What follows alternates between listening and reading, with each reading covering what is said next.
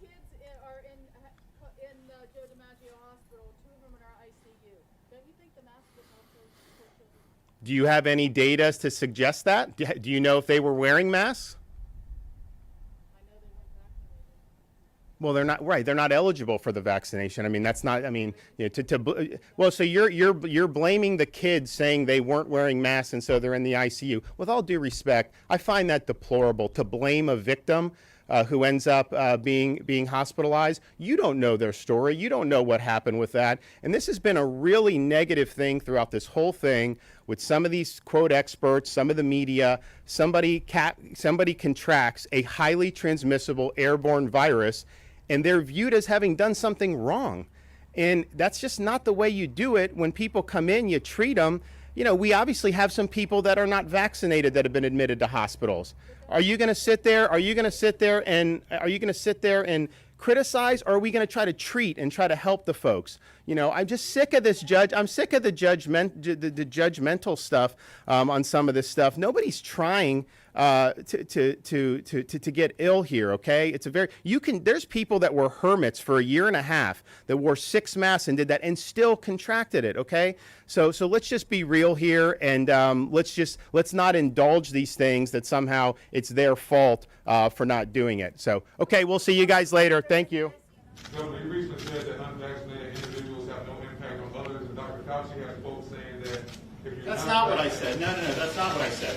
And not that I ever expect to be quoted properly. What I said was, if you're going to force vaccine mandates on people, just understand that what the data is showing us about the vaccine. The data is showing us you're much less likely to be hospitalized or die if you're vaccinated.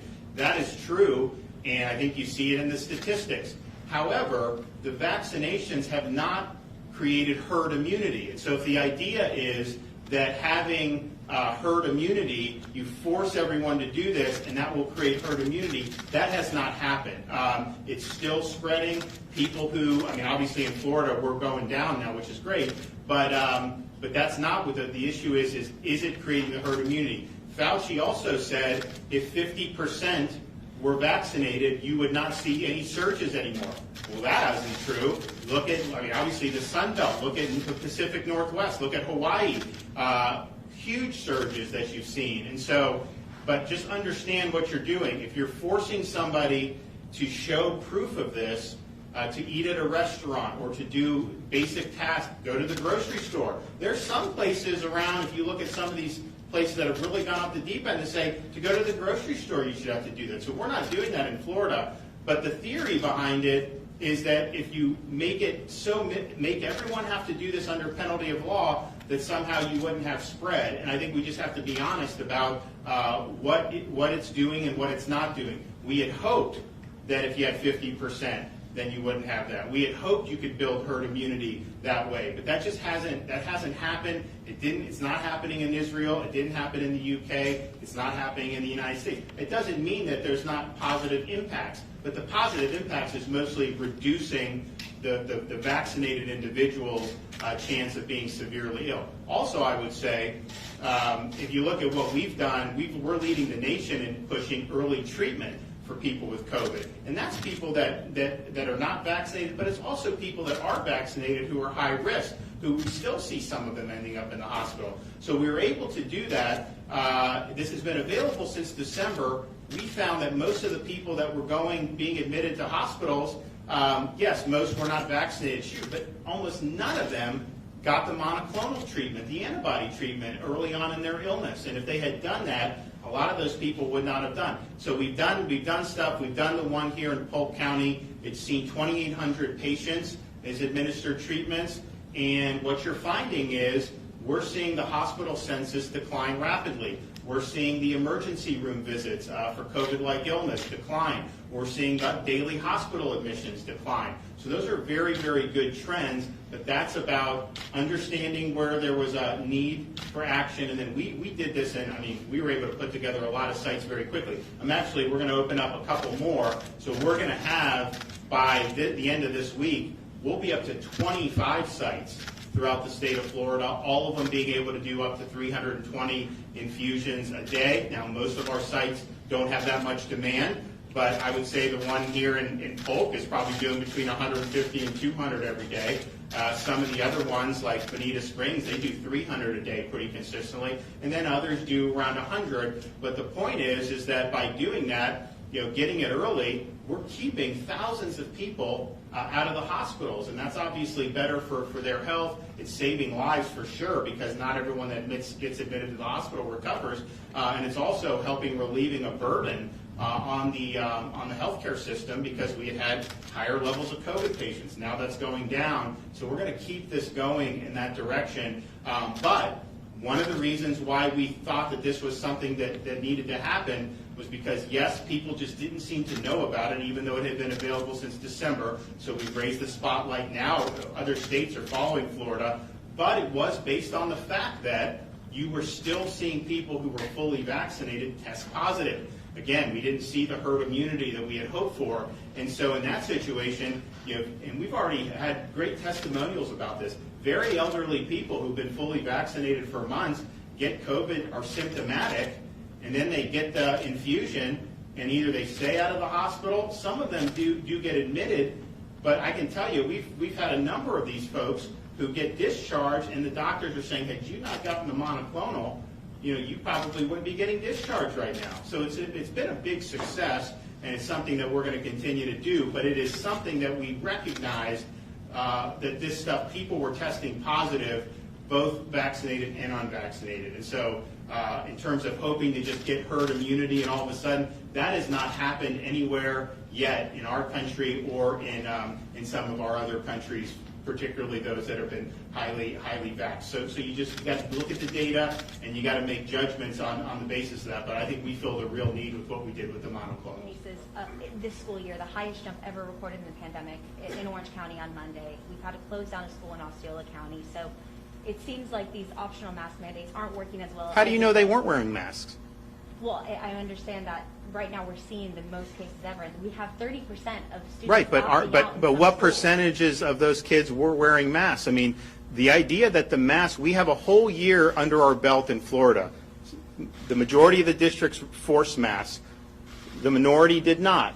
The results were not statistically significant. So yes, there's going to be positive tests. There were last year. There will be now. We're starting school year where the wave had already crested last year and it was really down. This year was more in the middle of it. And so that's just the reality. But to attribute that to the mask, you don't even know that they're getting infected in school. And in fact, the evidence is that they're much more likely to get infected in the community and at home than they are in the classroom. And so I'd be very careful. I understand, respectfully, people in your profession love having kids in masks. I get it. You guys have taken an editorial position on that. Very clear. The data doesn't support it.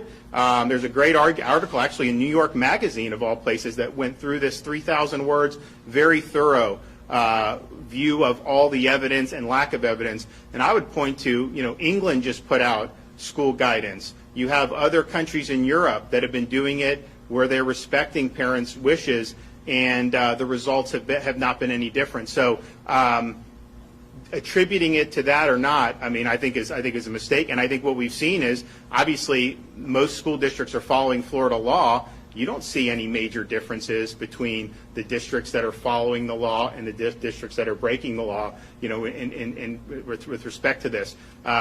So I would just say that, we're in a situation where I think parents can best apprise that. I also would say, look at how Europe's handled it. Look how England is advising. Don't send healthy kids home. If they've been exposed, tell the parent. Let the parent make that decision. But if people are healthy, they shouldn't be sent home. Recognize kids that have immunity conferred through infection. Do not send a healthy immune kid home, unless they're. So I think that there's a lot of things, but at the end of the day, I think there's a lot of people that want to politicize. Remember, a lot of the people who are the noisiest about some of this wanted the schools closed last year. Remember, I got sued because they wanted the schools closed. They didn't want to even have to open the schools. And so I think these are a lot of the same people who don't want to follow state law and who are kind of, going about it that way. But at the end of the day, I can tell you, we think the data is very clear, and we think parents should be making this decision. There are a lot of statistics that are coming down with the students today reconsidering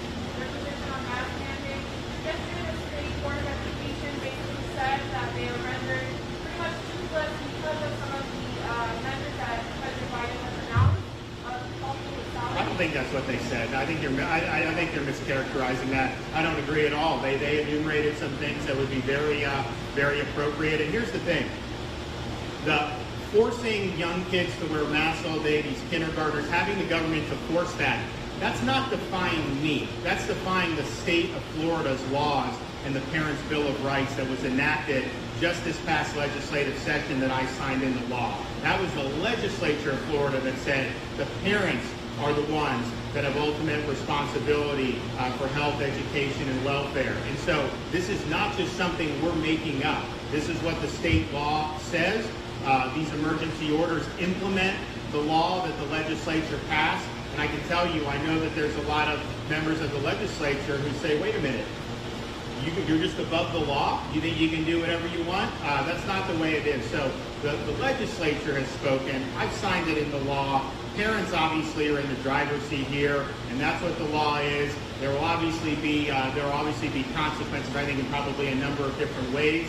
And at the end of the day, you have local officials who do not believe they need to follow the law. That's what this is about. It's not about, they're trying to posture about me, because if you make it about me, you get on CNN. We know that, right? Or you get some of the other media outlets. They'll like you if you do that. We know that. That's just how the game is played. But that's not really what it's about. It's about the people of Florida, through their legislature, have said parents have certain rights. And I can tell you this, a parent has the right to send their kid to school the way that's most healthy for their child. And to have a 5-year-old or a 6-year-old forced to do this, again, Britain doesn't have kids in masks. In fact, during their Delta wave, they didn't have the school kids in masks. European countries overwhelmingly have rejected that. In Florida, we had 35 to 40% of our school districts last year did not require this. We had charter schools, private schools. Elsewhere in the United States, you don't see a difference statistically significance in outcome on that. So therefore, it's really up to the parent, and that's not because I say so, that's because that's what Florida law commands. Yes, ma'am.